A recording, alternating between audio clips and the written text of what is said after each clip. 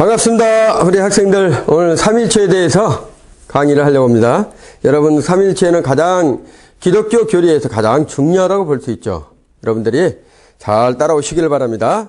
자, 하나님께서 어떠한 분이신지를 잘 알기까지는 하나님의 정의, 속성, 그런 것들을 살펴봤죠. 지금까지 성경에서 가르쳐주는 독특한 진리에 계신 진리이신 삼위일체를 우리가 알아야 됩니다. 자, 그래서 삼위일체 속성은 신적 본질을 다룬 반면에 삼위일체 교리는 하나님의 존재 양식을 보여주고 있는 것입니다. 즉 하나님께서는 성부, 성자, 성령이라 불리는 독립된 개체로서의 삼위로 존재하시지만 그 본질에 있어서는 완전히 동일한 일체이시다는 것이죠. 삼위로 존재하신다는 사실은 계시가 아닌 일반적인 사고로서는 발견할 수 없는 신비입니다. 그러면 삼위일체 교리의 신학적 위치를 우리가 한번 보겠습니다. 첫째로 중요한 계시 진리입니다. 이 교리는 교회의 2000년 역사상 가장 끊임없이 많은 도전과 공격을 받아왔습니다. 일부 이단에서는 성경에 삼위일체란 말이 어디 있느냐, 성경에 없는 교리를 왜 만들어 놓고 있느냐, 이렇게 얘기들을 합니다. 그러나 이 교리는 AD 325년 니케아 종교회의에서 정통교리로 결정된 이래 오늘까지 교의 신학상 중요한 위치를 차지하고 있는 부분이 바로 삼위일체입니다. 자, 삼위일체 교리에 대한 신학자들의 견해를 한번 우리가 살펴보기로 했습니다. 자, 차영배 교수는 이렇게 얘기를 하고 있죠. 삼위일체 교리는 기독교 신학의 왕관으로서 교의학의 모든 부분을 총괄할 만큼 중요한 위치를 차지하고 있다, 이렇게 주장합니다. 이 교리는 기독교의 심장으로서는 모든 교인들이 신앙 고백 속에 살아 움직이며 교회의 예배 속에 성부, 성자, 성령의 이름으로 축도가 시행되지 않는 교회가 거의 없을 정도로 신앙생활과 밀접한 관계가 있다고 보고 있는 것입니다. 자, 두 번째는 박형용 박사입니다. 삼위일체 교리는 교리적으로나 실제적으로나 가장 고귀한 가치를 가진 진리요, 이렇게 얘기를 합니다. 결코 무용한 추상적 사색이 아니다. 이 교리는 유일하시며 생존하시는 진정한 하나님의 성질과 인류를 구원하는 그의 사역에 관한 가장 중요한 계시다고 말하고 있는 거예요. 자, 세 번째로는 바빙크라는 사람입니다. 이 바빙크라는 사람은 이렇게 얘기를 했어요. 삼위일체 교리는 기독교 심장이라고 얘기했습니다.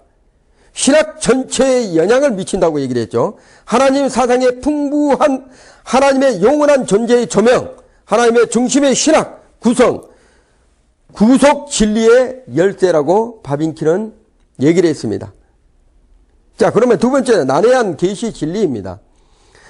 박형용 박사는 삼위일체 교리의 난해성에 대해서 다음과 같이 말하고 있는 것을 볼 수 있습니다. 삼위일체 교리는 성경에 기초한 독립적으로 계시된 기독교 종교의 진리이다. 이 교리는 성경에서 가장 이해하기 어려운 교리로서 충분한 설명이 기대가 필요 없다, 이렇게 얘기를 합니다. 자, 성경에 기초한 진리를 한번 보겠습니다. 자, 삼위일체 교리는 성경에 확실한 근거를 가지고 있는 교리입니다. 성경에서 확실하게 그것을 증명해주고 있다는 것이죠. 성경적 근거들은 다음과 같은 것을 부르고 있어요. 이상적 세 가지 측면에서 삼위일체 교리는 난해하지만 성경의 근거를 가지고 있으며 교리적으로 중요한 위치를 차지하고 있기 때문에 그 진리를 연구하는 것은 참으로 중요하다고 볼 수가 있는 것입니다. 자, 그러면 삼위일체 교리에 대한 반대 주장들이 있어요. 삼위일체를 주장하는 사람들이 있는 반면에 또 반대로 주장하는 사람들이 있다는 게요. 니케아 종교회의에서 아다나시우스 삼위일체 교리에 맞섰던 아리우스파와 사벨리안파의 주장만은 간단히 설명해 보기로 하겠습니다. 자, 그러면 아리우스가 주장하고 있는 그 주장들을 한번 보겠습니다. 하나님은 출생하지 않으셨고 성자는 출생하였다. 그러니까 성부 아버지는 출생하지 아니하고 성자 예수님은 출생했다. 그러므로 성자는 신적 속성을 갖고 있지 않다. 이렇게 얘기한 거예요. 성부와 동질이 아니다. 성자는 그 자신의 선택에 따라 그 어떤 존재라도 될 수 있는 바 완전한 피조물이다. 이렇게 얘기를 했어요. 그러므로 그는 하나님이라 일컬을 수 있는 존재가 된 것이라고 주장합니다. 자, 그러면 주장의 근거를 한번 우리가 보겠습니다. 하나님은 단일성과 성자는 성부의 전속성을 강조하는 성구들이죠. 자, 몇몇 초대 교부들의 주장을 인용을 했습니다.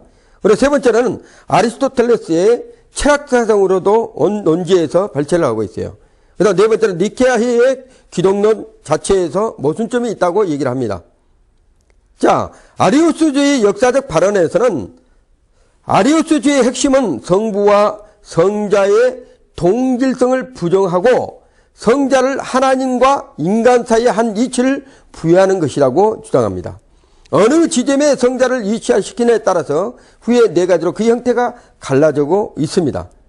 그렇기 때문에 종속 속성이 우리 한번 알아보겠습니다. 종속 속성. 이 주장에 하면 성부의 본체로부터 발생한 참으로 영원한 존재이다. 이렇게 얘기를 합니다. 그런 피조물이 아니며 무로부터 산출된 부분이 아니다. 그럼에도 불구하고 성자는 성부보다 열등하며 정석이 있다. 이렇게 얘기를 하고 있어요. 성부만이 그 하나님이시고 성자는 성부와의 관계 교제를 통하여 성부로부터 그의 성질을 받은 분으로 보아지는 하나님이다. 이렇게 주장을 합니다. 순교자 저스틴, 도틀리안, 클레멘트, 오리겐 등이 이런 주장을 뒷받침해주고 있는 것이죠. 두 번째로 전형적인 아리우스주의죠. 이 주장은 많은 후기주자들의 특히 영국의 신학자들이 취한 옛 아리우스주의의 잘못된 형태이기도 합니다. 밀턴은 성자와 성령은 우주의 창조 이전에 존재하는 분으로서 이들은 성부의 자유의지에 따라 창조되었다고 보고 있습니다. 그들이 하나님으로 불려지는 것은 오직 그의 직분 때문이다. 이렇게 얘기를 한 거죠. 이것은 마치 구약의 사사들이나 지도자들이 신으로부터 불린 것과 마찬가지라고 주장하고 있는 거예요. 자, 그러면 세 번째로 소시니안파입니다. 이 주장에 의하면 성부는 유일한 참 하나님이시다. 이렇게 합니다. 성자는 하나님의 성자가 존재하기 이전에 가지고 계셨던 직접적이고도 초자연적인 개념으로 창조한 한 거룩한 인간이라고 보고 있는 거예요. 그는 인류에서 새 생명을 선포하기 이전에 창조됐다. 이 임무를 완성하기 위해 그는 신적 은혜에 참여하게 되는 천국으로 올라가셨다. 참으로 이게 얼토당치 않는 얘기들이죠. 인간으로 오셔가지고 그걸 계시를 받아서 인간의 일을 마치고 하늘로부터 올라갔다는 거, 이게 얼토당치 않는 얘기들을 주장하고 있는 거죠. 성령은 단지 하나의 힘이요 세력일 뿐이다. 성령은 하나의 힘이라고 그래요. 그리고 어떻게 해요? 세력일 뿐이라고 얘기를 주장하고 있다. 이 주장은 폴란드와 독일에서 유행했던 사상이며 주장들은 조엘 빌들, 그 다음에 나다나엘 나드더, 그 다음에 리드세이라고 이 사람들이 주장을 하고 있습니다. 자, 네 번째로 유니테리안파입니다. 이 유니테리안파는 소시니안파에 불과한 단어에서 창시된 것이죠. 자, 이들은 애당초 그들이 취했던 초자연적 요소들을 더 이상 유지할 수 없게 되었다. 여기서는 이들이 주장하는 예수는 그의 덕과 경건성 등에 불구하고 단순한 한 인간으로서 보았다는 거예요. 그리스도는 그의 인격으로부터 분리되었다. 단순히 한 인간으로 보았다. 그가 위대한 인간일지라도 통상적인 한 인간이다. 성령은 거의 언급되지 아니하며 또 그의 신성이나 인격도도 부정했다고 이 사람들은 주장을 합니다. 자, 우리가 아리우스주의 파들이 말했던 것과 그 다음에 사벨리우스 파들이죠. 이 사벨리우스 파의 주의들은 아리우스 파의 사벨리아 파는 다 같이 삼위일체를 부정하고 있다는 사실이에요. 자, 아리우스 파는 성자와 성령의 신성을 부정함으로써 삼위일체를 반대하지만 사벨리안파는 성부와 성자와 성령의 신성을 확고히 주장함으로써 삼위일체를 반대하고 있는 것입니다. 자, 이들은 성부, 성자, 성령을 동일 존재가 나타난 세 가지의 양식이라고 보는 것이죠. 성부의 고난설, 이 주장에 의하면 성부라는 한 하나님께서 성자라도 성령으로 나타나고 있다는 거예요.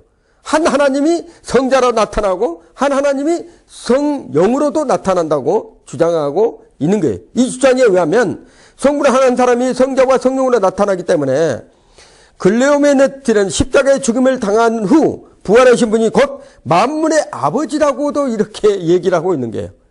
성자가 아니라 아버지가 내려와서 죽으시고 아버지 예수의 역할을 하시고 어떻게 한다? 다시 아버지의 그 존재로 다시 돌아갔다 이렇게 얘기를 하고 있습니다. 두 번째는 성부 속성설입니다. 양식적 단일론이라고 그러죠.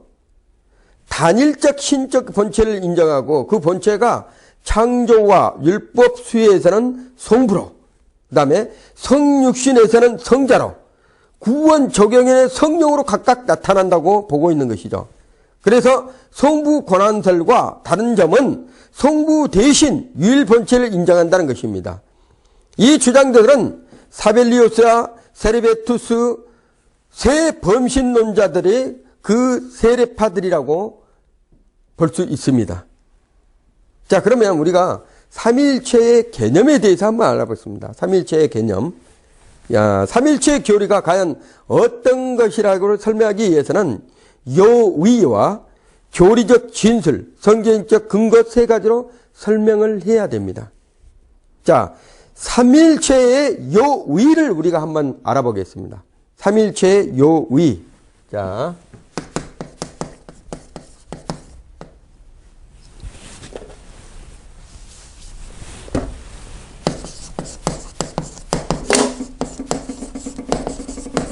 자, 삼위일체의 요의. 자, 삼위일체의 뜻을 알기 위해서는 아다나시우스 신조와 웨스트미스터의 신조의 바빙케의 진술을 살펴봐야 됩니다.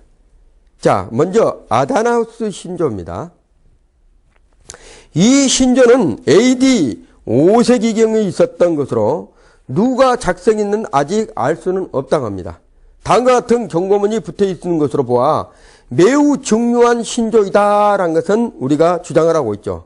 이것은 누구든지 신실하게 믿지 아니한 한 구원을 얻을 수 없는 공조의 신앙이다 라고 경고하는데, 이 신조의 내용은 다음같이 얘기를 하고 있습니다. 공조의 신앙은 바로 이것이니 곧 우리는 삼위일체 안에 한 하나님과 일체 안에 삼위를 경배한다. 격이들을 혼동치 않고 본질을 나누지도 않는다. 이는 성부의 한 위격이 계시고 성자의 다른 위격이 계시며 성령의 다른 격이가 계시다. 그러나 성부와 성자와 성령의 신성이 모두 하나이시다. 그 영광이 동등하며 그 종기가 함께 영원하다. 성부가 바로 그러하며 성자와 성령이 또한 그와 같아. 이게 삼위일체의 요위에 아다나시우스의 신조에서 말씀하고 있는 것입니다. 자, 그러면서 더 세밀하게 얘기를 한다면 성부가 지음을 받지 아니했고 성자가 지음을 받지 아니했고 그 다음에 성령 또한 지음을 받지 아니했다. 성부가 불가형형이면 성자가 불가형형이고 성령이 불가형형이다. 성부가 영원하면 성자도 영원하고 성령도 또한 영원하다. 그러나 세 영들은 뭘들이 아니고 한 영혼이다. 이와 같이 새 불가 영혼이 아니고 새 비창조물이 아니라고 주장을 하고 있습니다. 이와 같이 성부가 전능하시면 성자도 전능하시고 성령은 또한 전능하시다. 그러나 새 전능들이 아니고 오직 하나의 전능이다. 이렇게 얘기하고 있어요. 이와 같이 성부가 하나님이시고 성자가 하나님이시고 성령이 하나님이시다. 이와 같이 성부가 주이시고 성자가 또한 주이시며 성령이 또한 주이시다. 그러나 세 주가 아니시고 하나의 주이시다. 이렇게 얘기를 합니다. 자, 이것은 기독교 찬 신앙으로 이와 같이 믿지 않을 수가 없습니다. 각 격이가 친히 하나님이시며 주이시다. 가톨릭교회가 다음과 같이 말함을 금합니다. 삼신들이 계시거나 세주가 계신다는 것, 성부는 그 누구에 의해서도 조성되거나 지음받지 아니하였고 나지 아니하셨다. 각 저기가 친히 하나님이시며 또한 주이시다. 성자는 조성되지 아니하고 지음받지 아니하셨고 오직 성부에게서 나셨다. 성령은 성부와 성자에게 지음받았거나 나지 아니하셨고 오직 나오신다. 그러므로 한 아버지가 계시고 또한 세 아버지들이 아니다. 한 아들이고 세 아들이 아니며 한 성령이고 세 성령이 아니다. 이 삼위 안에 앞서지도 아니하고 뒤지지도 않는다. 그 누구도 봐도 크거나 낮은 분이 안 계시고 그 어느 한 전 삼위가 함께 영원하며 같이 동등하다. 따라서 이미 고백한 것 같이 모든 것을 한마디로 고백한다면 이렇게 단정할 수가 있어요. 삼위 안에 일체, 일체 안에 삼위께서 경배를 받으신다. 중요한 얘기죠. 삼위 안에 일체, 일체 안에 삼위께서 경배를 받을지어다. 이렇게 얘기를 하고 있습니다. 1643년부터 1648년까지 영국의 웨스트민스터 사원에서 장기간의 열띤 논쟁 끝에 14,000 단어 33장의 문장으로 채택된 신전은 칼빈의 색채가 농후한 교리 내용을 담고 있는데 121명의 교직자와 30명의 신자를 포함하여 151명의 회원들에 의해 1648년 3월에 작성 공포된 이 고백서의 제2장 제3절에 나타난 삼위일체의 교리는 다음과 같아. 웨스트민스터 신앙 고백입니다. 차영배 교수는 이 문장을 다음과 같이 번역하였습니다. 가장 이상적인 번역이라고 할 수가 있죠. 자, 지금부터 여러분이 잘 기억하고 이 삼위일체 교리를 잘 깨달아 될 줄로 믿습니다. 자, 제가 말씀하겠습니다. 이거를 해석해 놓은 것이죠. 단일한 신성의 삼위가 계시니 곧 그 본질과 권능과 영원성이 동일하시며 성부 하나님, 성자 하나님, 성령 하나님이시다. 성부는 그 누구에게 속하지 않고 아무에게도 나지지 않았으며 나오지도 않으셨으며 성자는 아버지 안에서 영원히 나셨고 성령은 성부와 성자에게서 영원히 나오신다. 이상은 진술은 삼위일체 교리적 내용을 가장 간결하면서도 정확하게 표현하다고 주장하고 있는 것입니다. 자, 두 번째로 바빙크입니다. 바빙크. 이 바빙크는 이렇게 설명을 했어요. 그 교리를. 삼위일체 교리는 그 신적인 본체 안에 세 개의 구분되는 주체들이 있음을 의미한다. 본체는 각 주체에 나란히 병존한 것이 아니라 그 각 주체 안에 그 주체들을 통하여 또 그 주체들을 향하여 존재하신다.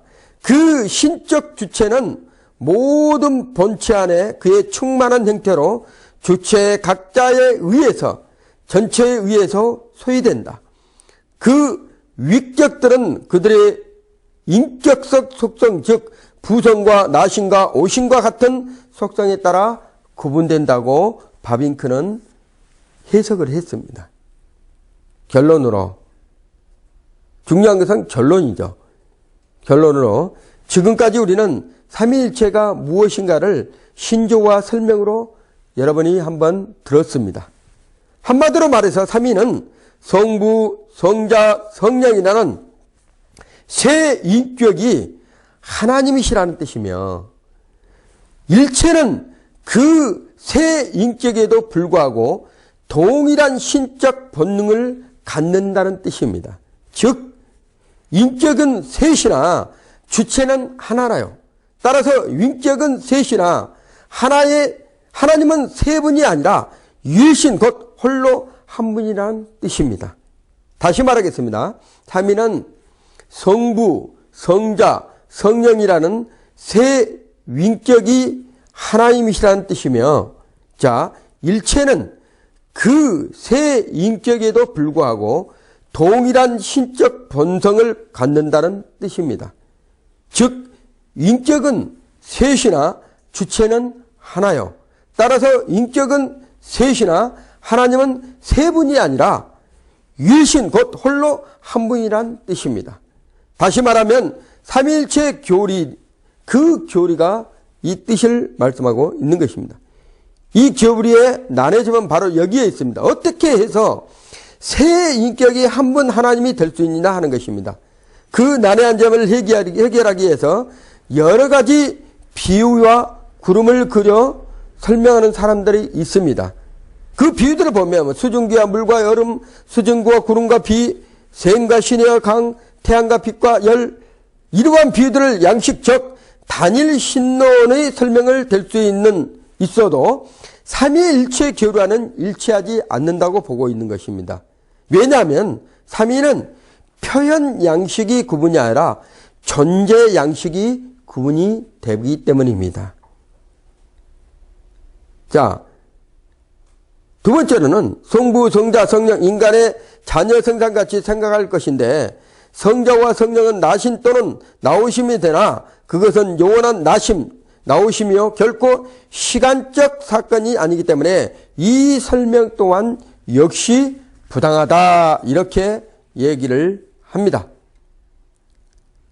자, 성부와 성자와 성령, 성부와 성자와 성령. 자, 한 번 하나님의 세 가지 형태로 나타난다고 설명하는데 이렇게 생각해서는 안 된다. 삼위는 위격적 실존이기 때문입니다. 또 한 번 하나님의 사이도가 구분되는 것으로 설명했는데 이렇게 설명을 했어요. 이렇게 이 그림으로 설명을 해. 이것도 설명해도 안 된다. 각 위는 하나님의 점 본체를 갖고 있기 때문에 이상의 그림 설명들도 충분하고 완전하게 설명이 어려운 것이 삼위일체의 교리라는 것이죠. 그래서 이 두 주장의 그림으로 설명한 것은 틀리다는 것을 말씀하고 있는 것이죠. 자, 교리적 진술에 대해서 우리가 한번 알아보겠습니다.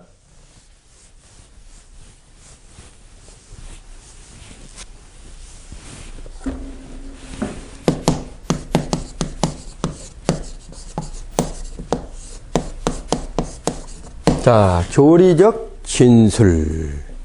삼위일체 교리는 역사적으로 많은 오해들을 불러일으키고 있습니다.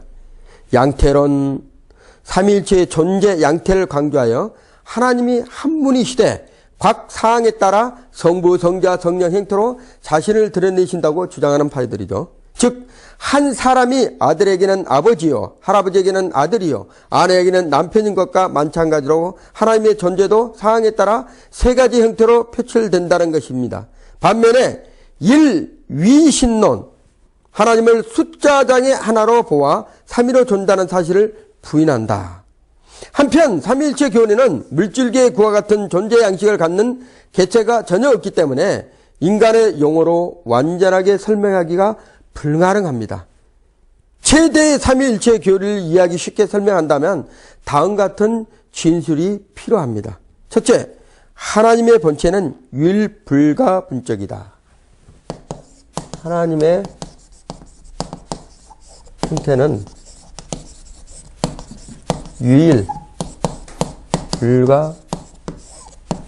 유일불가분적.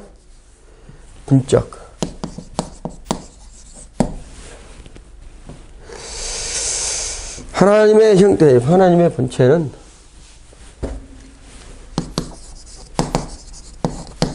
하나님의 본체는 유일불가분적이랍니다. 하나님은 삼위로 존재하시나 신적 본체는 숫자적으로 하나이며 내면적 본질이 하나이므로 분리될 수가 없다고 말하고 있는 것입니다. 두 번째는 삼위 혹은 삼실제라고 합니다. 혹은 삼위실제. 자, 하나님은 유일불가근적 본체이시며 그 안에 세 인격 도는 삼위를 가지고 계신다는 것이죠.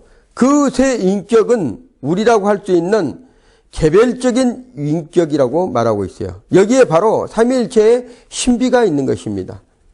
우리 인간의 상식적으로 한 인격의 한 개체적 본체가 있기 마련인데 하나님은 한 본체 안에 세 위격이 존재하고 있는 것이라고 말하고 있는 것입니다. 곽위의 전본체, 곽위의 전본체, 곽위의 전본체. 하나님의 본체가 삼위에게 분할 배정된 것이 아니라 곽위는 완전한 신적 성질 전체를 가지고 있음을 의미하고 있습니다. 그러나 곽위에 병립하여 세 본체가 있는 것이 아니라 한 본체 안에 삼위가 있다고 보는 것이죠. 자, 네 번째로 일정한 순서가 있다. 순서가 있다. 일정한 순서가 있다. 일정한 순서가 있다 해서 삼위는 그 위 사이에 일정한 순서가 있음을 여러 가지로 우리가 볼 수가 있습니다. 자, 일정한 순서가 있다 해서 우리가 여러 가지로 볼 수 있습니다.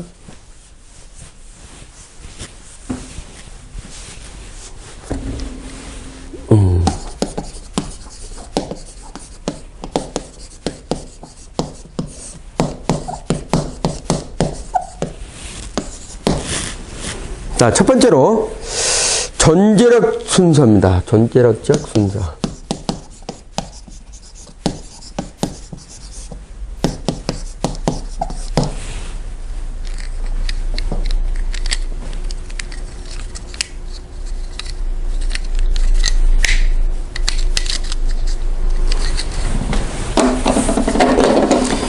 존재력적 순서인데요. 성경이 삼위를 지칭함에 있어서 항상 성부와 성자와 성령의 순서를 지키는 것 같이 기실전에 있어도 성부는 제1, 성자는 제2, 성령은 제3위의 위치에 놓여 있다고 보고는 것입니다. 이것은 삼위의 시간적 존재 순서나 전위의 순서를 가리킨 것이 아니라 인출의 논리적 순서를 방해한다고 볼 수가 있습니다. 즉 성자는 성부로부터 영원부터 발출생하였고 성령은 성부와 성자에게서 영원으로부터 발출하셨지만 성부는 다른 위에서 인출되지 않았다고 보고 있는 것입니다. 자, 두 번째는 실제적 사역입니다. 자, 삼위의 예양적 경륜 순서를 말하는데 성부에게서 나오고 성자는 성자로 말미암고 성령 안에 존재한다는 순서를 얘기를 하고 있는데 실제적 사역. 자, 그러면 상이한 구별이 또 있습니다. 내양적 사역입니다. 내양적 사역. 하나님은 내양적 면에서 성자는 성부로부터 나시고 성령은 성부와 성자로부터 나오신다고 말하고 있는 것이죠. 그러나 성부가 성자로부터 나올 수 없다. 성자는 성부로부터 나오지만 성부는 성자로부터 나올 수가 없다고. 내양적 사역. 외양적 사역이 무엇인가? 이게 위에부터 밑으로 내려오는 것이 밑에서 위로 날 수가 없다는 것을 얘기하는 거예요. 하나님은 대외적 사역에서 세 인격의 연합으로 하시지만 그러나 창조는 성부에게, 구속 성취는 성자에게, 구원 적용은 성령에게 돌려진다고 말하고 있는 것입니다. 자, 그러면 지금까지는 우리가 곽위에 대한 부분을 이제 얘기를 들었지만 동등과 종속에 대해서 한번 알아보고 있습니다. 동등과 종속.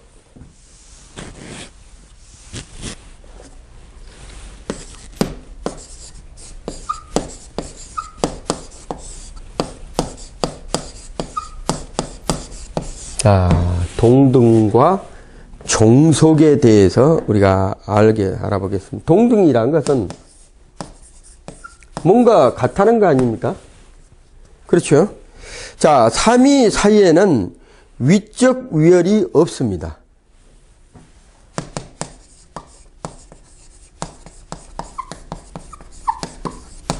자, 위적 위열이 없다는 거야. 삼위는 영광과 유용과 능력에서 동등하시기 때문이라는 것이죠.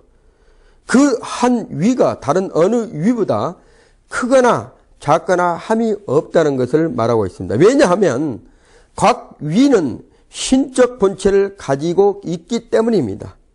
예수께서 아버지는 나보다 크심이라 이렇게 말씀하신 것은 구속자가 되시기 위해서 하나님의 영광된 보좌를 버리고 낮아지신 자신의 신분을 뜻하는 말씀이기도 합니다. 주께서는 또한 나와 아버지는 하나이시다라고 말씀했습니다. 자, 그리고 두 번째는 정속이죠. 여기는 동도 하나이다 하나. 하나님과 아버지와 나는 하나이시다. 예수님께서 말씀하신 거예요. 자, 정속은 어떤 것인가? 하나님의 예양적 사역에 있어서 일정한 절차가 있다는 것을 말하고 있습니다. 성부의 우주 창조 계획은 기초적이지만 또한 성자의 구속 사역은 성부와 사이에 정석적 관계를 맺고 있다는 거예요. 그러므로 의존적이며 성부의 구원 적용 사역은 성부와 성자의 사역에 따르고 또한 그것에 서로가 의존한다고 보고 있는 것이 바로 정석이라고 매기하고 있습니다. 일곱 번째, 신비한 진리입니다. 신비한 진리.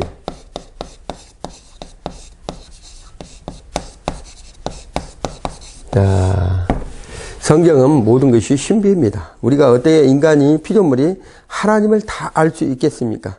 그렇지만 신비한 진리는 우리가 삼위를 통해서도 우리가 알 수가 있다는 거예요. 지금까지 살펴본 것처럼 삼위일체 교리는 인간의 이성과 지성으로 완전히 설명할 수 없는 것임을 우리가 알아야 된다는 것이죠. 그럼에도 불구하고 이 삼위일체 교리가 성경에 확고한 근거를 두고 있다는 것이에요. 참된 계시 진리이기 때문에 이것을 신비라고 또한 신비스러움 속에서도 진리로 믿는 것입니다.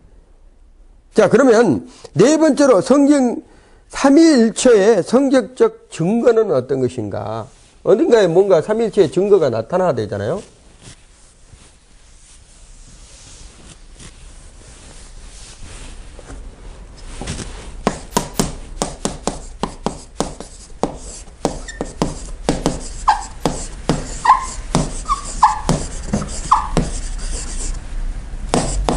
자, 삼위일체의 성경적 증거. 자, 앞에서 삼위일체라는 용어가 성경에는 없지만 삼위일체 교리는 성경이 확고하게 가르치는 진리라는 말을 했습니다. 그러면 삼위일체 교리가 성경에 어떻게 근거를 두고 있는가를 우리가 살펴봐야 됩니다.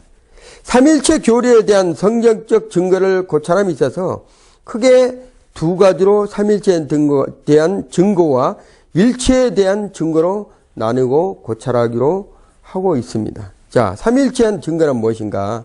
삼위에 대한 증거.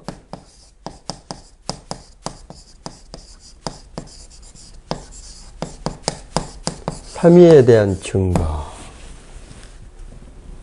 자, 한 분 하나님 안에 삼위 존재한다는 사실은 먼저 하나님의 자신을 나타내실 때 우리라는 복수 대명사 엘로힘을 사용하신 점에서 암시되고 있다는 것이죠. 우리가 보면 태초에 하나님이 천지를 창조하시냐 그 하나님이 바로 엘로힘이라는 것입니다.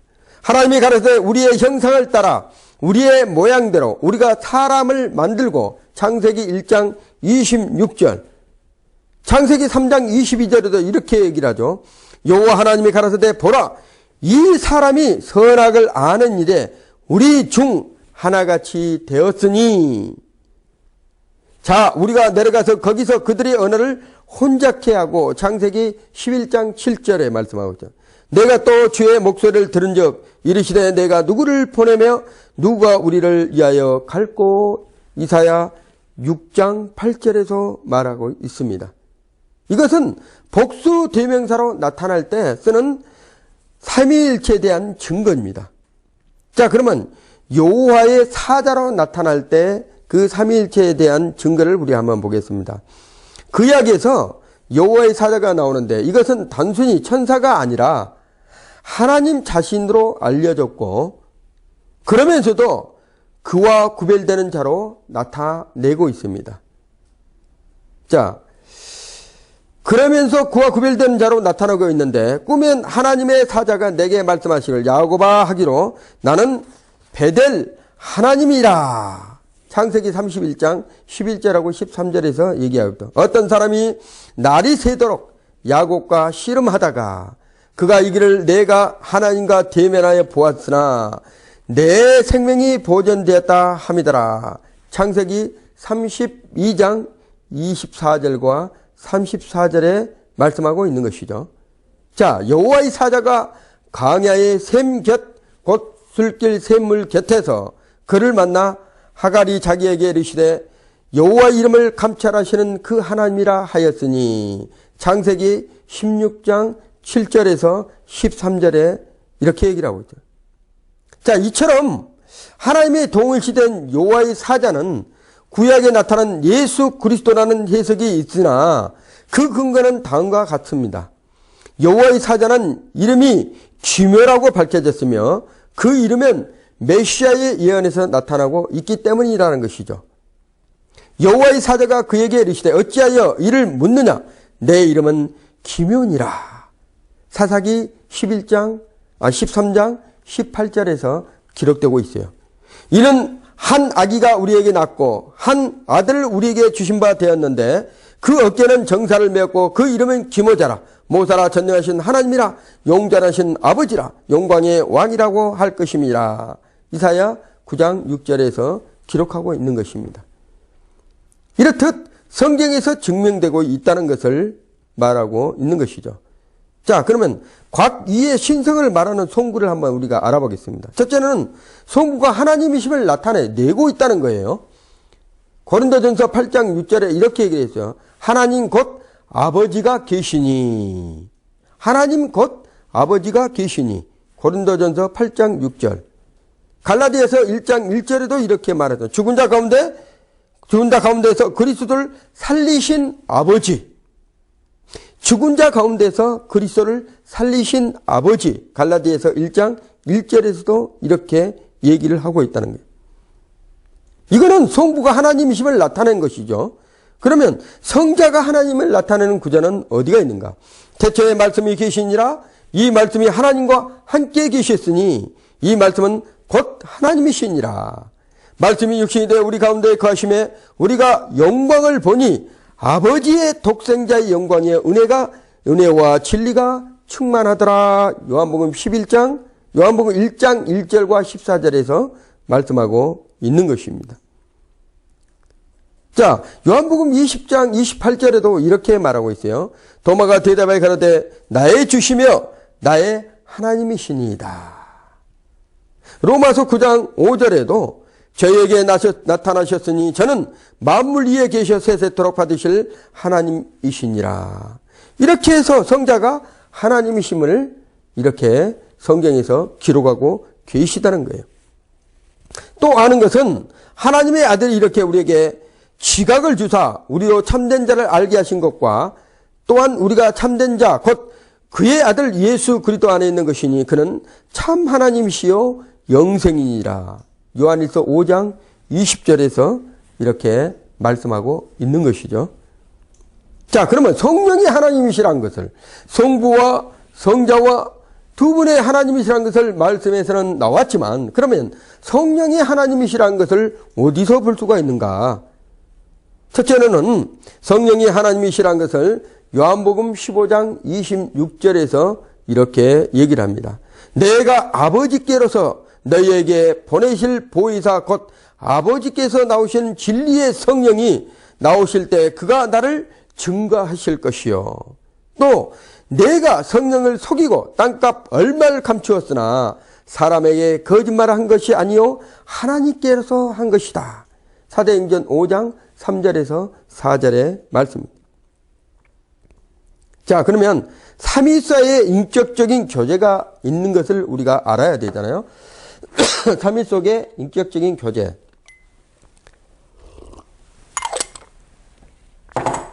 자, 삼위는 그 인격이 동미적이어서 인격과 인격 관계로 대화가 이루어지고 있다는 것입니다. 이는 하나님 안에 세 인격이 존재함을 분명히 보여주고 있는 것이에요. 자, 마태복음 17장 5절에 이렇게 기록합니다. 만일, 자, 말할 때 호련히 빛난 구름이 저희를 덮으시며 구름 속에서 소리가 나서 가로되 이는 내 사랑하는 아들이요 내 기뻐하는 자니 너희는 저의 말을 들으라 하신지라. 또 하나 보겠습니다. 내가 아버지의 계명을 지켜 그의 사랑 안에 거하는 것 같이 너희도 내 계명을 지키며 내 사랑 안에 거하리라. 요한복음 15장 10절에서 말씀하고 있는 것이죠. 한 군데 더 볼까요? 요한복음 17장 5절에도 이렇게 기록합니다. 아버지여, 창세전에 내가 아버지 앞 함께 가졌던 영화로서 지금도 아버지와 함께 나를 영화롭게 하옵소서. 자, 이것은 삼위수의 인격적인 교제가 서로 나타나고 있는 성경적인 근거를 두고 있는 것입니다. 자, 그러면 성부와 성령께서 성부에게 기도하신다. 자, 이거는 어떤 것인가? 누가복음 22장 42절에 이렇게 합니다. 가라사대 아버지여, 만일 아버지의 뜻이거든 이 잔을 내게서 옮기시옵소서. 그러나 내 원대로 마옵시고 아버지의 원대로 되기를 원하나이다 하시니, 이와 같이 성령도 우리의 연약함을 도우시나니 우리가 마땅히 빌 바를 알지 못하나 말할 수 없는 탄식으로 우리를 위하여 친히 간구하시니라. 마음의 뜻을 감치 않으신 이가 성령의 생각을 아시나니 이는 성령이 하나님의 뜻대로 성도를 위하여 간구하심이니라. 로마서 8장 26절과 27절에서 말씀하고 있는 것입니다. 자, 그러면 여섯 번째로 삼위가 별개의 인격체로 동시에 나타나실 때 언제 있는가? 삼위가 별개로 동시에 나타난 그 부분들을 우리가 알아야 되지 않습니까? 자, 첫 번째로 누가복음 3장 21절과 22절에서 이렇게 얘기를 합니다. 백성이 다 세를 받으실 때 예수도 세를 받으시고 기도하실 때 하늘이 열리고 성령이 형체를 비둘기같이 그 위에 강림하시더니 하늘에서 소리가 나기를 너는 내 사랑한 아들이라 내가 너를 기뻐하노라 하시니라. 자, 이러한 송구들을 볼 때 하나님 안에 새 인격이 계신다는 진리는 여주부동의 진리가 아닐 수가 없습니다. 자, 그러면 우리가 일체에 대한 증거를 우리가 한번 찾아봐야 되잖아요. 삼위일체에 대한 증거를 찾아봐야 되잖아요. 자, 그 증거는 이렇습니다. 하나님은 그 안에 삼위가 있으면서도 본체는 하나이신 유일하신 하나님이시다. 하나님은 그 안에 삼위가 있으면서도 본체는 하나이신 유일하신 하나님이시다. 자, 신명기 4장 35절에 이렇게 얘기를 합니다. 이것을 내게 나타내심은 여호와는 하나님이시여 그 외에 다른 신이 없음을 내게 알게 하심이다. 이스라엘아 들으라, 우리 하나님 여호와는 오직 하나이신 여호와이시니라. 신명기 6장 4절에서 얘기를 하고 있죠. 왕상 8장 6절 60절에도 이렇게 얘기를 합니다. 이에 세상 만민에게 여호와께서만 하나님이시고 그 외에는 없는 줄을 알게 하시기를 원하노라. 자, 너희가 서로 영광을 취하고 유일하신 하나님께로부터 오는 영광을 구하지 아니하니 어찌 나를 믿을 수 있느냐. 요한복음 5장 44절에도 이렇게 얘기를 합니다. 로마서 3장 30절에도 할례자는 믿음으로 말미암아 또는 무할례자도 믿음으로 말미암아 의롭다 하실 하나님은 한 분이시니 이렇게 해요. 그러므로 우상의 점을 먹는 이에 대해서는 우리가 우상은 세상에 아무것도 아니며 또한 하나님은 한 분밖에 없는 줄 아노라. 고린도전서 8장 4절에 말씀을 하고 있는 거예요. 더 중요한 얘기는 여기서 나오죠. 에베소서 4장 5절과 6절에서 주도 하나요, 믿음도 하나요, 세례도 하나요, 하나님도 하나이시고 곧 만유의 아버지시라. 만유 위에 계시고 만유를 통일하시고 만유 가운데 계시는도다. 디모데전서 1장 17절에도 만세의 왕 썩지 아니하시고 보이지 아니하시고 홀로 하나이신 아버지께 존귀와 영광이 세세토록 있을지어다. 자, 기약이 이르면 하나님이 그의 나타나심을 보이시려니 하나님은 복되시고 홀로 한 분이시니 능하신 자시며 만왕의 왕이시며 만주의 주시오. 디모데전서 6장 15절에서도 이렇게 얘기를 합니다. 성경의 곳곳에서 하나님이 삼위일체에 대한 근거를 말씀하고 있는 거죠. 이상에서 하나님은 분명히 한 분이심을 증거하고 있고 우리는 삼위일체 교리가 성경에 기초한 근거 있는 교리라는 사실을 알게 되고 있습니다. 완전히 설명할 수는 없으나 하나님은 한 하나님으로 그 본체 안에 세 인격으로 존재하심을 말할 수 있다는 것을 얘기하고 있는 것입니다. 자, 그러면 삼위의 개별적 고찰입니다. 한 분 한 분의 개별적 고찰을 우리가 한번 알아보겠습니다. 자, 성부는 성부 하나님을 우리가 뭐라 한다면 아버지라고 하죠. 그렇게 잊힙니다. 이제 그 의미를 살펴보기로 하겠습니다. 그럼 아버지는 어떤 것인가? 첫 번째로 만물의 근원으로 아버지를 뜻하는 거예요. 만물의 근원.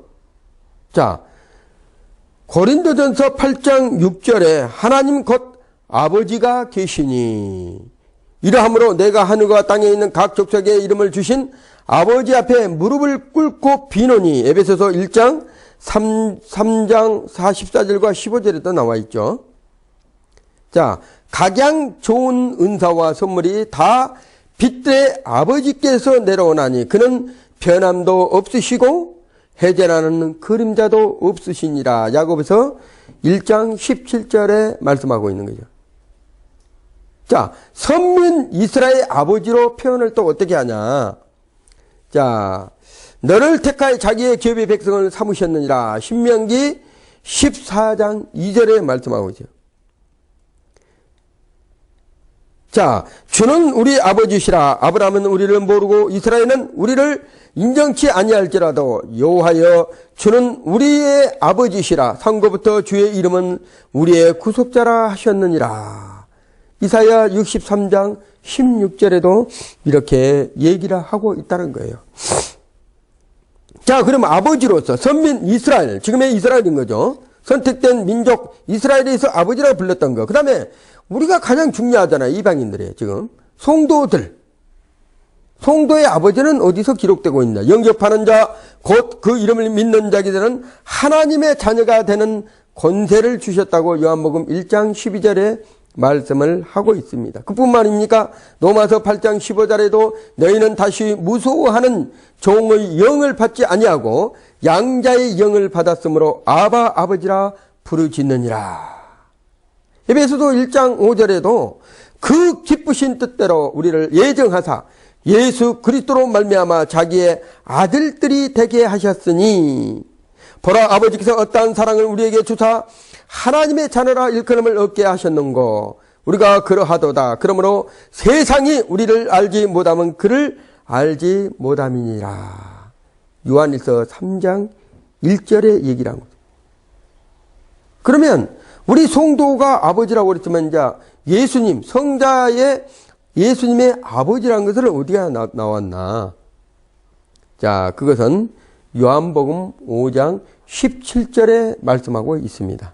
말씀이 육신이 되어 우리 가운데 거하시며 우리가 그의 영광을 보니 아버지의 독생자의 영광이여 은혜가 진리가 충만하다. 요한복음 1장 14절과 요한복음 5장 17절에 예수께서 저희에게 이르시되 내 아버지께서 이제까지 일하시니 나도 일하신다. 요한복음 5장 17절에 얘기를 하고 있는 거예요. 이게 뭐랍니까? 삼위의 개별적 고찰에서 성부 아버지에 대해서 얘기를 합니다. 자, 성부께서 하시는 사역들이 그러면 어떤 것인가? 성부께서 하시는 사역들을 우리가 한번 잠깐 보고 마치겠습니다. 자, 첫째는 내향적 면에서 나오시고 성령을 나오시게 하셨다는 거예요. 외향적 측면에서는 어떤 것인가? 성자에서 인간의 죄값을 담당하는 사명을 주셨는데 이를 속죄 언약이라고도 말하고 있다는 것입니다. 두 번째는 구원을 위한 계획을 하셨다는 거예요. 구원 계획.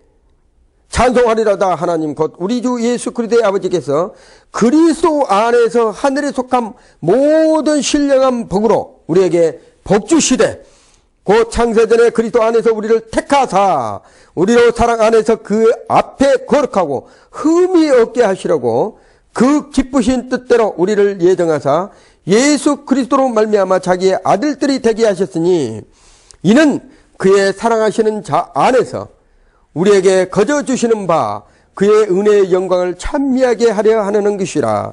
우리가 그리스도 안에서 그의 은혜의 풍성함을 따라 그의 피로 말미암아 구속 곧 죄사함을 받았으니. 에베소서 1장 3절에서 7절의 말씀에 구원의 계획의 사역을 말씀하고 있는 거예요.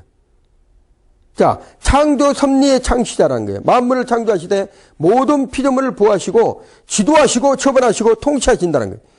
자, 신자의 소명과 칭의에서도 하나님이 미리 아신 자들로 또한 그의 아들의 형상을 본받게 하기 위하여 미리 정하셨으니 이는 그로 많은 형제 중에서 맏아들이 되게 하셨습니다. 또 미리 정한 그들을 또한 부르시고 부르신 그들을 위해 의롭다 하시고 의롭다 하신 그들을 영화롭게 하셨다고 로마서 8장 29절에서 30절에 말씀을 하고 있는 거예요. 자, 그러면 지금까지 우리가 성부 아버지의 개별적 고찰에 대해서 우리가 지금 보고 있는 거예요. 자, 성부 아버지가 어떠하면 우리가 아버지로서, 그 다음에 선민 이스라엘의 아버지로서, 또 지금의 현재 우리 이방인들의 성도들의 아버지로서, 그리고 성부 하나님의 사역들을 지금까지 우리가 봐왔습니다. 삼위일체의 근거가 얼마만큼 중요하다면 여러분이 성경의 전체에 있는 삼위일체라는 부분은 성경에 기록되지 않았습니다. 그렇지만 삼위가 계시다는 것을 성경의 곳곳에 기록하고 계시다는 거예요. 그래서 오늘은 성부 아버지의 개별적 고찰에서 여러분이 공부를 했지만 다음에는 성자 예수님의 개별적 고찰에서 우리가 알아보겠습니다. 오늘은 여기까지 하겠습니다.